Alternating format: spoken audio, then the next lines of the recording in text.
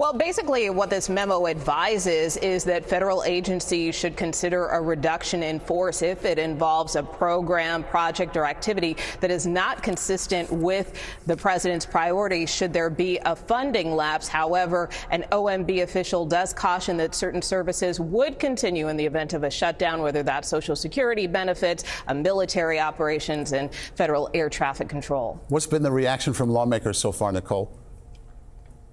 Well, look, as you mentioned, Democratic lawmakers in particular see this as an intimidation tactic. However, they are not backing down from their demands to sit down with Republican leaders, particularly on this issue of health care. I did have a chance to sit down with Missouri Congressman Emanuel Cleaver, who represents Kansas City, where the federal government does represent one of the larger employers in his district. Here's what he told me about the impact of a potential shutdown.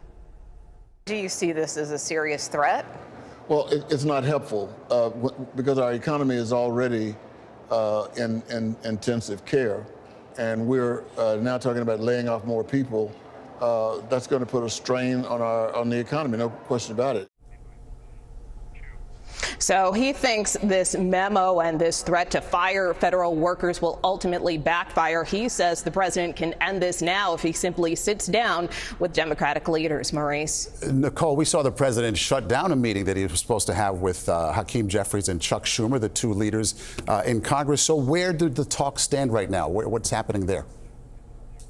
Well, there are no talks happening, so not much is taking place. And look, Congress is still out on recess, so we expect things to come to a head when they return next week. One would think. Okay, Nicole Killian on the Hill tonight. Thank you so much. Breaking news. Nicole DC has more on the White House memo to federal agencies telling them to prepare layout plans if there is a government shutdown. Thank you. Stay tuned for more updates.